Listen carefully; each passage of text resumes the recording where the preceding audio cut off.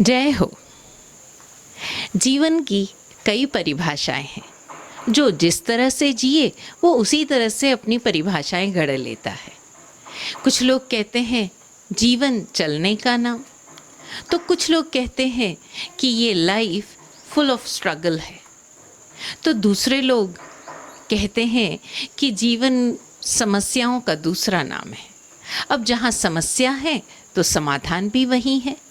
बिल्कुल, ऐसा तो संभव नहीं कि समस्या जीवन के इस पड़ाव पर है और समाधान हमें कोई और देगा। एक सामान्य से उदाहरण से समझें तो एक बच्चा अगर मैथ्स का सम सॉल्व कर रहा है तो उसका जो समाधान है, उसका जो सॉल्यूशन है वो उसी चैप्टर में मिलेगा। अब अलजेब्रा के सम का सॉल्यूशन ज्योमेट्री में तो मिल नहीं सकता ना, या फिज़िक्स के प्रॉब्लम का सॉल्यूशन ज्योग्राफी में नहीं मिल सकता। कहने का अर्थ है कि जहाँ समस्याएं हैं समाधान भी वही है, लेकिन हम अक्सर जहाँ समस्या है वहाँ पर उसका समाधान ढूंढने की बजाय अपने चारों तरफ ढूंढते रहते हैं। फॉर एग्ज़ाम्पल, हम जैसे अपने जीवन में कहीं किसी जगह पर किसी समस्या का समाधान कर रहे हैं तो हमारी नज़र कहाँ जाएगी? वो देखो ना, वो तो बिल्कुल मेहनत नहीं करता, उसको तो इतना रिज़ल्ट मिल गया। मैं दिन भर मेहनत करता हूँ, मैं अपना 100% देता हूँ, लेकिन मुझे रिज़ल्ट नहीं मिलता। यानी समस्या तो हमारे साथ है, लेकिन हम समाधान ढूंढ रहे हैं औरों की ज़िंदगी में, दूसरों के साथ खुद का कंपैरिजन करते हुए। और उसका समाधान अगर हम किसी ज्ञानी गुणीजन के पास पूछने जाएं तो अक्सर मुस्कुराकर सभी ज्ञानी गुणीजन एक ही जवाब देते हैं, बेटा ज़रा धीरज रखो, जीवन तुम्हारे प्रश्नों का उत्तर तुम्हें देगा ज़रूर, और तुम्हारे पास ही है प्रश्नों का उत्तर, तुम्हारे भीतर ही है, बस ये उतावल छोड़ दो, तुम्हारे अंदर ही तुम्हारे उन प्रश्नों का जवाब मिलेगा, तुम्हारी उन समस्याओं का समाधान मिलेगा। लेकिन उतावल छूटती कहाँ है? ये पेशेंस, ये धैर्य, ये धीरज आता कहाँ है? उत्तराध्ययन सूत्र के 7वें अध्याय एलगम में बड़ा प्यारा रूपक आता है। जो पहला रूपक है एक गाय, एक बछड़े और एक मेमने का। वहाँ पर भी बछड़े को यही शिकायत है। वो अपनी माता यानी गाय से कहता है कि माँ देखो, आप ज़रा भी परेशान नहीं करते हो, आप उल्टा रोज़ाना मालिक को दूध देती हो, लेकिन फिर भी क्या कारण है कि हमें तो खाने को ये रूखा सूखा घास दिया जाता है, और उधर देखो उस मेमने को बढ़िया बढ़िया भोजन मिलता है खाने को, और उसे धान खिलाया जाता है। कहाँ तो रूखा सूखा चारा और कहाँ धान? गाय सुनती है, वो उस बछड़े के उतावल को पहचानती भी है, लेकिन उसने जीवन जिया है और उसे जीवन का ज्ञान है। क्यों? क्योंकि उसे अनुभव है, उसने जीवन का अनुभव लिया है, उम्र का अनुभव है उसके पास, उसने उतार चढ़ाव देखे हैं, इसलिए वो अपने बछड़े से कहती है धीरज रख, जब पाहुने आएंगे तब तुम्हें सत्य का सारा सामना हो जाएगा। बछड़ा नहीं समझ पाता, उतावल है, बहुत कुछ पाना है ज़िंदगी में, और देखा जाए तो हम सब की भी हालत वैसी ही तो है। हमें बस लगता है कि हमने काम कर दिया और हमें उसका तुरंत परिणाम मिल जाना चाहिए। मैंने ये बिज़नेस किया है, मैंने पूरा हिसाब लगाया था, मुझे इतना परसेंट, सपोज 20-25%, मुझे तो ये लाभ होना ही चाहिए।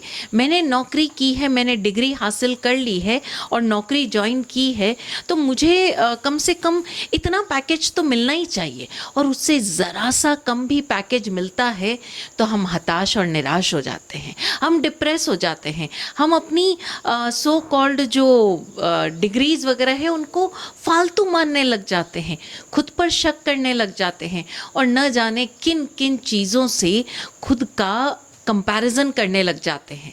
और आजकल तो सारा ज्ञान गूगल पर है, तो सो कॉल्ड हम मेंटल प्रॉब्लम्स, थोड़ा बहुत प्रेशर हुआ नहीं कि हमने गूगल सर्व कर लिया, और गूगल जैसे ही हमने सर्च किया, उस सर्च में हमें जो रिजल्ट्स मिलते हैं, so called disorder, so called symptoms को हम पता नहीं कहाँ कहाँ कैसे कैसे जोड़कर खुद के अंदर बीमारियां तलाश कर लेते हैं।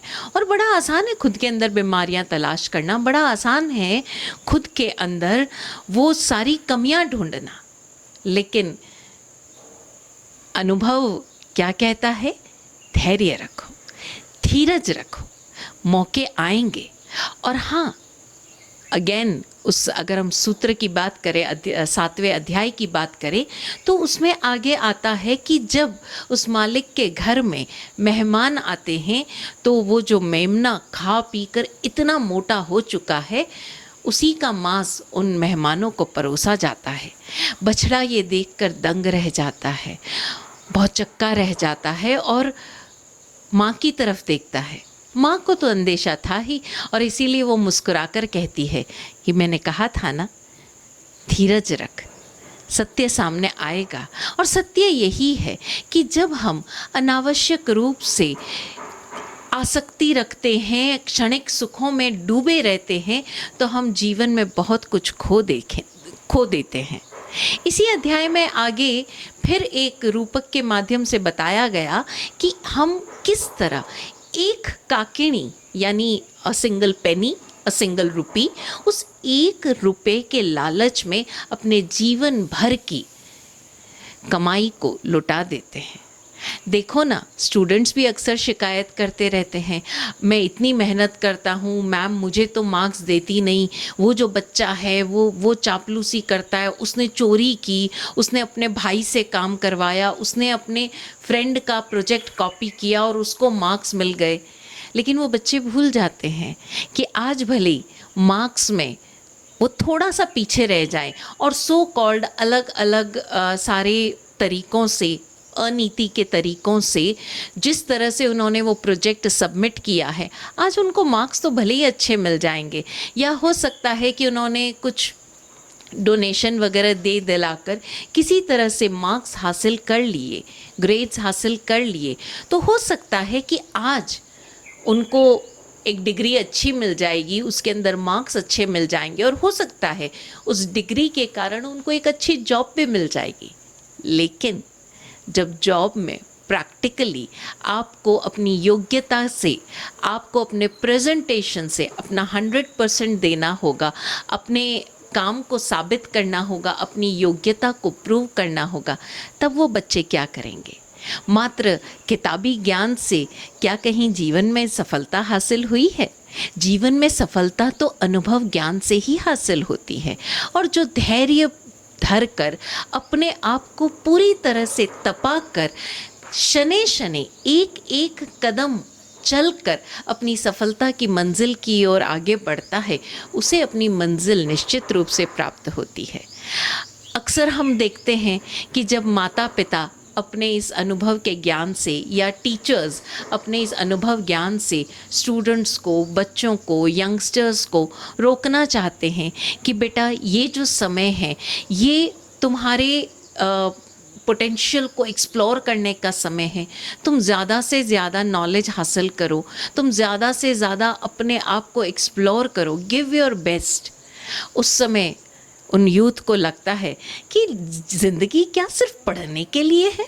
ईट, ड्रिंक एंड बी मैरी, खाओ पियो मौज करो। और वो इस बात का ध्यान नहीं रख पाते, और अपने माँ बाप की इन टोका टोकी को, या टीचर्स के इस जो टीचर्स उनको पुश करते हैं, उनको मोटिवेट करते हैं, इस मोटिवेशन को वो टीचर्स का प्रेशर समझ लेते हैं। इस मोटिवेशन को या इस समझाइश को, पेरेंट्स की समझाइश को बच्चे स्ट्रेस समझ लेते हैं, एक्सपेक्टेशन का बोझ समझ लेते हैं, और तरह तरह से इमोशनल रूप से अपने माँ बाप को धमकाते भी हैं। जी हाँ, ये इमोशनल ब्लैकमेल ही तो है जो बच्चे कहते हैं आप हमसे इतनी एक्सपेक्टेशन मत रखो, आपके एक्सपेक्टेशन से हमको प्रेशर आता है। और माँ बाप ये जानते हुए भी कि ये बच्चा क्या कुछ जीवन में अर्जित कर सकता है, सिर्फ उसे थोड़ा सा कंसंट्रेट करने की ज़रूरत है, लेकिन उन गलत संगत में पड़कर या गलत रास्ते पे चलकर उस क्षणिक सुख की आकांक्षा में वो अपने जीवन भर की कमाई छोड़ देता है। एक बड़ी छोटी सी घटना याद आ रही है। अभी कुछ दिनों पहले एक लड़की से मिलना हुआ। वो लड़की शादी से कुछ पहले भी हमसे परिचित रही। तो उस लड़की ने हमको बताया, वो शादी से पहले भी उसको अपने मम्मी पापा से बहुत शिकायतें रहती थी, क्योंकि मेट्रो में रहती थी। तो जब मेट्रो में रहती थी तो दिन भर पढ़ने के बाद रात को फ्रेंड्स के साथ आउटिंग की भी ज़रूरत होती थी। और सिर्फ ज़रूरत ही नहीं होती थी, उसकी खुद की इच्छाएं थी कि वो अपने फ्रेंड्स के साथ क्लब्स में जाए, डिस्कोज़ में जाए, पब्स में जाए, पार्टीज़ में जाए। लेकिन जो उसके फादर थे बहुत ज़्यादा स्ट्रिक्ट थे, और अक्सर तो क्या, लगभग उसे जाने ही नहीं देते थे, मना ही कर देते थे। बहुत स्ट्रिक्टनेस थी। और वो अपने पूरे सर्कल में, ऐसा उस लड़की का कहना था, वो अपने पूरे सर्कल में हमेशा हंसी का पात्र बनती थी, मजाक का पात्र बनती थी कि तेरे फादर मदर तेरे को इतना अच्छी एडुकेशन दे रहे हैं, हर तरह की छूट दे रहे हैं, but when it comes to friends and like chilling out, तेरे पापा मम्मी इतने पुरातनपंथी क्यों बन जाते हैं। और उसे भी बुरा लगता था, क्योंकि कहीं ना कहीं चाहती तो वो भी थी। खैर, इसी शिकायतों के दौर में उसकी शादी भी हो गई।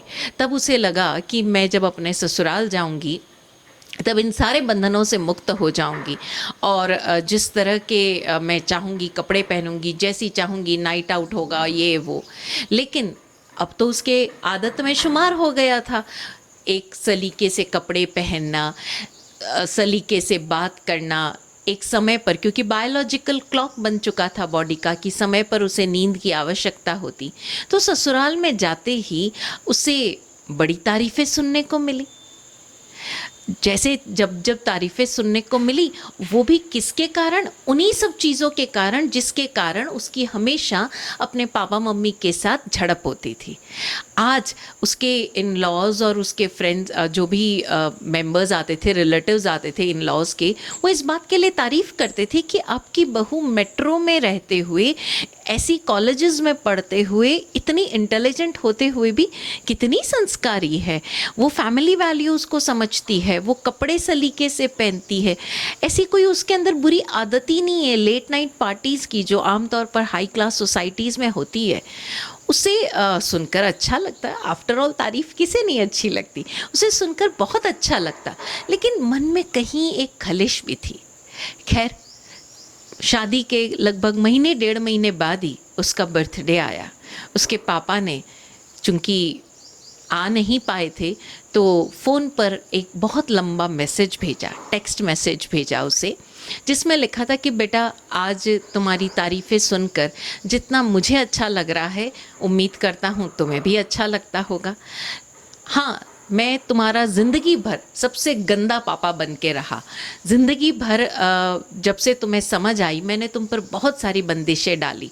क्या करूं बेटा, मेरी अपनी इनसिक्योरिटी थी। आज मैं तुम्हें एक सीक्रेट शेयर करना चाहता हूं। मेरी एक फ्रेंड थी, हम भी इसी मेट्रो में पले बढ़े, और उस समय हम सबको भी नई नई आज़ादी थी। तो मेरी एक फ्रेंड हुआ करती थी, बहुत प्यारी फ्रेंड थी, बहुत इंटेलिजेंट भी थी, लेकिन ज़रा खुले विचारों की थी। मेरे साथ उसकी दोस्ती बहुत अच्छी थी। मैं उसे कई बार टोकता भी था कि तू इस तरह से लड़कों के साथ घूमती है, उनके साथ क्लब्स में जाती है, पब्स में जाती है, तुझे ऐसा नहीं करना चाहिए। तो वो हमेशा एक बात कहती थी कि जब मैं अपने कैरेक्टर में सच्ची हूँ, पक्की हूँ, तो मुझे क्या ज़रूरत है, क्या फ़र्क पड़ता है कि लोग कैसे हो और क्या नहीं हो। मैं अपने आप को जानती हूँ। I can like save my self, I can detach my self. मैं इन सब रिलेशनशिप्स वगैरह में पढ़ने वाली नहीं हूँ। खैर, वो लड़की पब्स वगैरह में तो जाती थी, लेकिन वहाँ पर वो शराब और सिगरेट से दूर थी। ऐसे ही एक दिन किसी लेट नाइट पार्टी में उसके ही कुछ फ्रेंड्स ने उसकी ड्रिंक्स में कुछ ड्रग्स मिला दिए और उसका फ़ायदा उठाया, जिसके कारण ना सिर्फ उस लड़की ने बल्कि उसके माँ बाप और उसके छोटे भाई बहन ने, सब ने सुसाइड कर लिया। वो काफ़ी साल पुरानी बात है, 30-35 साल पुरानी, लेकिन तब से मेरे मन में भी एक डर बैठ गया था। और मैंने वही, जब जब मैं तुम्हें बड़ा होते देखता और तुम्हारी आदतें देखता, तो मुझे भी कहीं ना कहीं मेरी वो दोस्त याद आ जाती, जो इतनी इंटेलिजेंट होते हुए एक छोटी सी गलती के कारण ना सिर्फ वो बल्कि उसका पूरा परिवार ख़त्म हो गया। सो आई एम वेरी सॉरी बेटा कि मैंने इस तरह से तुम पर इतनी टोका टोकी की। मुझे तुम पर कोई ऐसा नहीं है कि मुझे तुम पर कोई शक था या कोई डाउट था, या मेरे मन में कहीं 1% भी ऐसा भाव था कि तुम ज़िंदगी में कुछ गलत करोगी। लेकिन अपने आप को बचा कर चलना भी ज़रूरी है। आखिर वो थोड़े से समय की पार्टिंग के लिए, वो एक लेट नाइट पार्टी के लिए क्या फ़र्क पड़ता है? पार्टी तो दिन में भी की जा सकती है। सिर्फ उस लेट नाइट पार्टी में जाने के लिए मैं तुम्हारी ज़िंदगी, तुम्हारा करियर और तुम्हारी खुशियाँ दाम पर तो नहीं लगा सकता था। टेक्स्ट मैसेज पढ़ते पढ़ते ही उस लड़की को अपने पापा की वो सारी जो भी बंदिशें थी, वो जो सारी टोका टोकी थी, सब याद आ गई। नाउ शी अंडरस्टूड कि उसके पापा ने ऐसा क्यों किया। और हम सब भी तो ऐसा ही करते हैं। हमारे सामने प्रतिपल ज़िंदगी में कोई ना कोई ऐसी चीज़ आती है कि जहाँ हमारे डिज़ायर्स दौड़ पड़ते हैं, हमारे लालच दौड़ पड़ते हैं, लेकिन उस मोमेंट में, उस क्षण में सही निर्णय लेना शायद हमारी ज़िंदगी के नए रंग भर सकता है। और ऐसा हम सबकी ज़िंदगी में होता है। ऐसा नहीं है कि ये बातें सिर्फ कोई हमें पुराने सूत्रों में लिखने को मिलती है। आप देखो ना, जो प्रश्न आज हमारे मन में उठते हैं, उन्हीं प्रश्नों के बारे में उत्तराध्ययन सूत्र में इतने साल पहले, हज़ारों साल पहले लिखा गया, और उन्हीं में उन प्रश्नों के जवाब हैं। वो जवाब आज भी उतने ही सटीक हैं कि जब जब हमारे भीतर ऐसे प्रश्न उठे जीवन को लेकर कि देखो उसने इतने कम समय में इतना, वो तो मिलियनेयर बन गया, अरे आजकल तो बेईमानों की दुनिया है, जो सच्चा आदमी है वो हमेशा ठोकरें खाता है, जो दूसरों की मदद करता है वो तो हमेशा ही ज़िंदगी में पीछे रहता है, जो दूसरों को लूट लेता है। देखो उसने जो पैसा अर्जित किया या जो पोस्ट हासिल की, उसने सब गलत तरीक़ों से की। लेकिन आप ज़रा अपने आसपास देखें तो इन सारे ही सवालों के जवाब आपको इस उत्तर में मिल जाएंगे कि धैर्य रखो, समय आने पर पता चलेगा कि उस आसक्ति का, उस क्षणिक सुख का क्या परिणाम हुआ। हम घरों में भी देखें कि आज फैमिलीज़ में पेरेंट्स ने अपनी फैमिली को भूलकर अंधाधुंध पैसा कमाया, अपने बच्चों को वो सारी सुविधाएं दी जो शायद उन्हें नहीं भी देनी चाहिए थी, कहीं पर कोई चेक रखना चाहिए था। आज जब वो प्रौढ़ अवस्था में आ रहे हैं तो वो बच्चे उनकी सुनने को भी तैयार नहीं। उन बच्चों को उस पैसे की वैल्यू ही नहीं जो उनके पिता ने इतनी मुश्किलों से कमाया। यहाँ तक कि उनकी अपनी पत्नियाँ अपने पति के उस पैसे को न जाने अपनी ज़िंदगी में अपना स्टैंडर्ड, अपनी वैल्यू न जाने क्या क्या शो करने के लिए काम ले रही है, लेकिन भीतर से सब के सब खोखले हैं।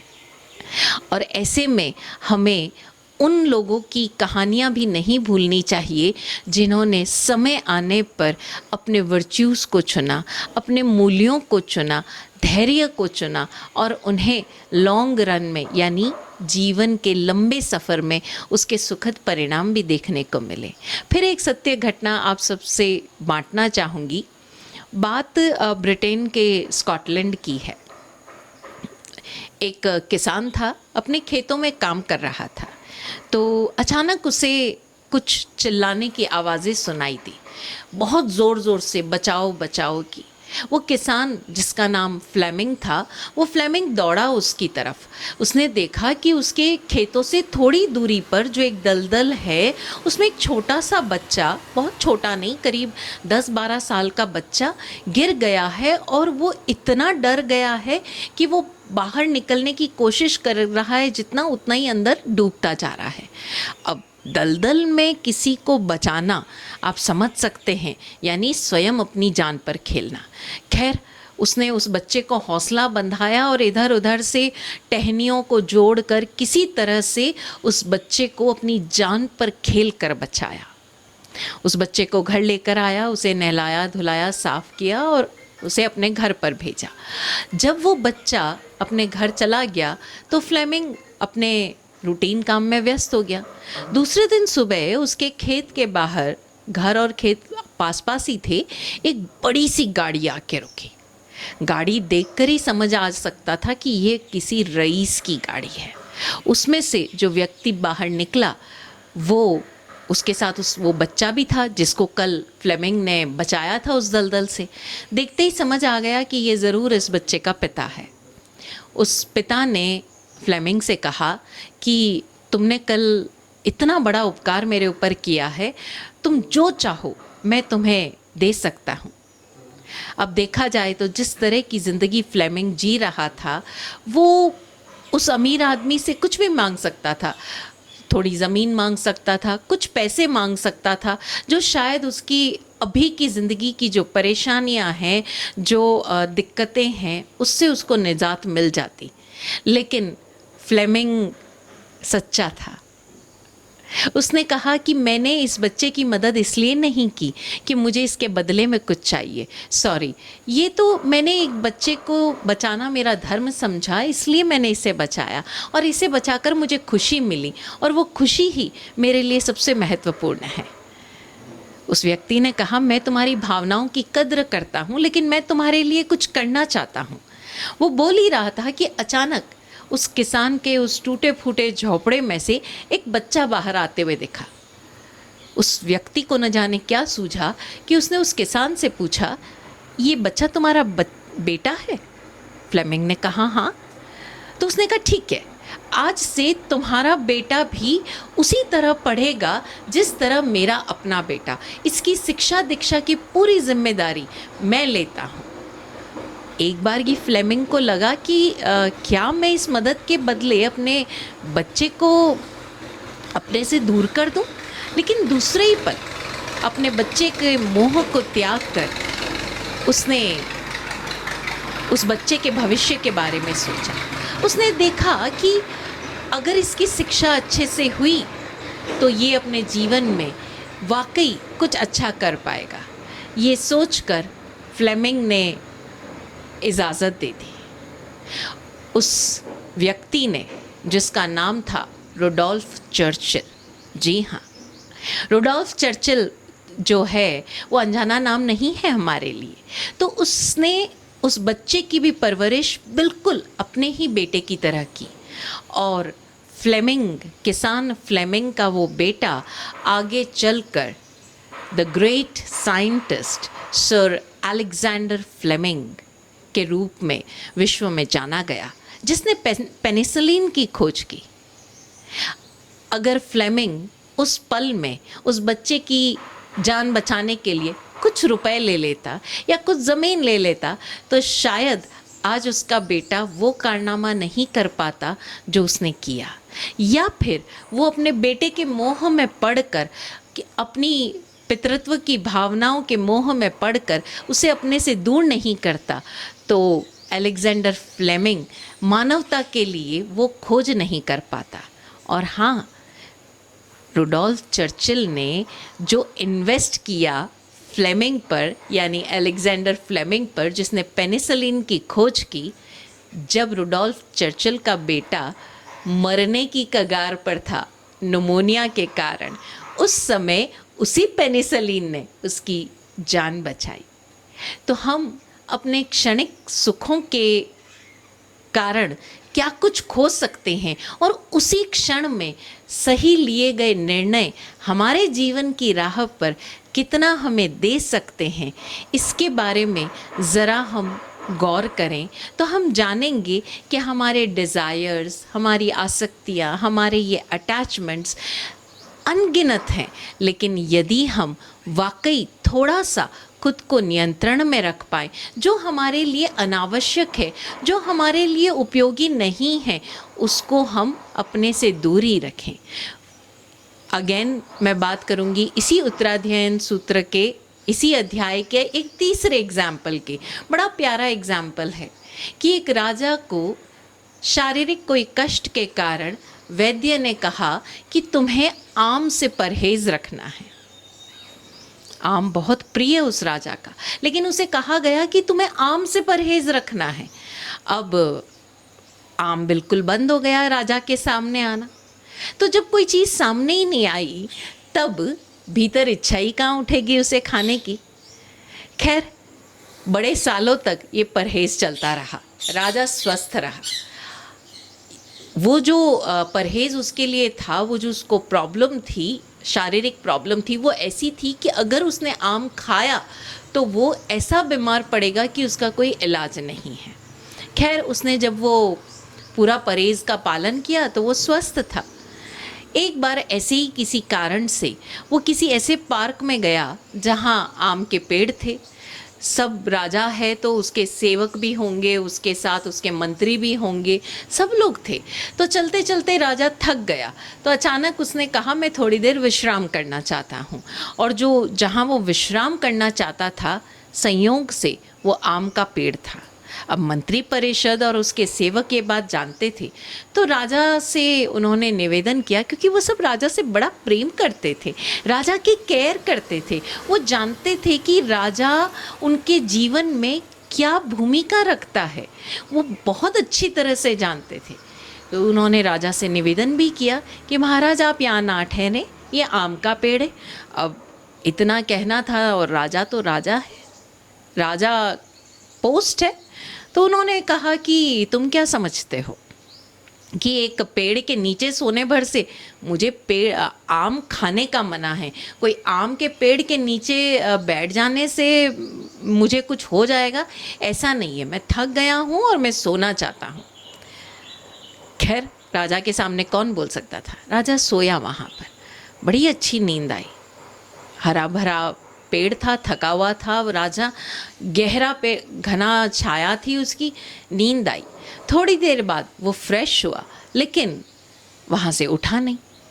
अब उठा नहीं तो सोचने लगा कि कितना अच्छा पेड़ है, कितने अच्छे फल है। वो सोच ही रहा था कि इतनी देर में आम एक पका हुआ उसकी गोद में आकर गिरा। अब देखिए, जब हमें अपने भीतर कहीं कोई वीकनेस होती है तो हम दुनिया भर के रीजंस देते हैं, और न जाने कहाँ कहाँ से रीजनिंग्स आ जाती है, एक्सक्यूजेस आ जाते हैं कि भैया मैं तो ये करना ही नहीं चाहता था, ये तो प्रकृति चाहती है, प्रकृति ने निमित्त भेजा है। इसी तरह से उस राजा ने भी यही कहा, ये आम स्वयं चाहता है कि मैं भोग करूं, अगर ऐसा नहीं होता तो ये प्रकृति मेरी गोद में आम क्यों डालती। जब हमारा मन कमज़ोर होता है ना, तो हमारा मन 100 बहाने बनाता है। इसी तरह राजा ने भी अपने आप पर जो काबू था, जो उसकी मर्यादा थी, जो उस अपथ्य सेवन के लिए उसका परहेज था, उसे अपने एक आसक्ति के लिए, एक डिज़ायर के लिए छोड़ दिया। उसने उस आम का सेवन कर लिया, और आम का सेवन करते ही राजा फिर उसी रोग से पीड़ित हुआ, और इस तरह से पीड़ित हुआ कि उसे अपने प्राण गंवाने पड़े। और ना सिर्फ राजा को प्राण गंवाने पड़े, चूँकि उसका बच्चा जो था, राजकुंवर था, वो इतना छोटा था कि जैसे ही राजा के बीमार होने की खबर मिली, शत्रु राजाओं ने आपस में साँठ गांठ कर पूरी तैयारियां कर ली, और राजा के मृत्यु को प्राप्त होते ही उस राज्य पर अपना दबदबा कायम कर लिया। ज़रा सी एक इच्छा, एक डिज़ायर, एक कमज़ोरी कितना बड़ा नुकसान कर सकती है, इसका अंदाज़ा शायद हमें ना हो। क्योंकि जब जब ऐसी चीज़ें सामने आती है, हम बड़े आराम से बहाने बना लेते हैं। अरे मैं तो चाहता ही नहीं था, ये अस्तित्व चाहता है, ये प्रकृति चाहती है। इस अस्तित्व में निमित्त चारों तरफ बिखरे पड़े हैं, और ध्यान रहे, निमित्त सदा निर्दोष होता है। हम उस निमित्त के प्रति कैसा व्यवहार करते हैं, उसी से हमारा भविष्य निर्मित होता है। एक प्रश्न किसी यंगस्टर ने अभी कुछ दिन पहले पूछा कि मारासा, हम वर्तमान में कैसे जिएं और कैसे हम अपने भविष्य को आकार दें। बड़ा सिंपल है, बड़ा सामान्य है। वर्तमान में प्रतिपल जागृत होकर जिएं। और इस जागृति का अर्थ क्या? जागृत होने का अर्थ क्या? कि जब भी जो निमित्त आपके सामने आए, जैसे लोग आपके सामने आए, जैसी मित्र आपके सामने आए, प्रतिपल सजग रहो, जागृत रहो कि क्या ये मित्र मेरे लिए सहयोगी है, या मेरे मार्ग में बाधा उत्पन्न कर सकते हैं। ये जो व्यक्ति मेरी मदद कर रहा है, अनावश्यक रूप से आगे बढ़कर मदद कर रहा है, क्यों कर रहा है, क्या मंतव्य है इसका? आज तो इसकी मदद मुझे बड़ी अच्छी लग रही है, कल मुझे इसको रीपे करना होगा, मुझे इसकी पुनः मदद करनी होगी। क्या मैं सक्षम हूँ? या वो जो मूल्य चाहेगा उस समय मुझसे, क्या मैं वो दे पाऊँगा? ये याद रहे, जो हमारा भविष्य में व्यवहार होगा, आचरण होगा, इंटेंशन होगा, उसी से हमारा भविष्य आकार लेगा। आज हम जैसा भी निर्णय लेंगे, ऑब्वियसली हमारा जो भविष्य है उस पर आकार वैसा ही होगा। वो भविष्य उसी स्ट्रक्चर में हमारे सामने आएगा। प्रतिपल हम जागृत रहें और प्रतिपल हमारे जो निर्णय हैं वो हमारे डिज़ायर से ना हो। याद रहे, कोई भी निर्णय लेने से पहले वर्तमान में जीते हुए ये ज़रूर सोचें, एट व्हाट कॉस्ट? आप ये जो कर रहे हो इसकी आप क्या कीमत चुका रहे हो, एट व्हाट कॉस्ट? और जब वर्तमान में हम इस तरह से जागृत होकर जीवन जिएंगे तो भविष्य हम हमेशा ही हमारा सुखद होगा और आगे बढ़ने वाला होगा, प्रोग्रेसिव होगा, स्टैग्नेंट नहीं। तो हम सभी इस उत्तराधीन सूत्र के इस 7वें अध्ययन में छिपे हुए इन सारे ही गूढ़ रहस्यों को, इंस्ट्रक्शंस को अपने लाइफ में ना सिर्फ सुने या फॉलो करें, मैं कहूँगी कि हम इन सारे सूत्रों को अपने जीवन में जिएं और देखें कि हम किस तरह से अपनी मंजिलों को प्राप्त होते हैं। हम सभी अपने जीवन के लक्ष्यों को प्राप्त हो, यही शुभकामना। ओम शांति।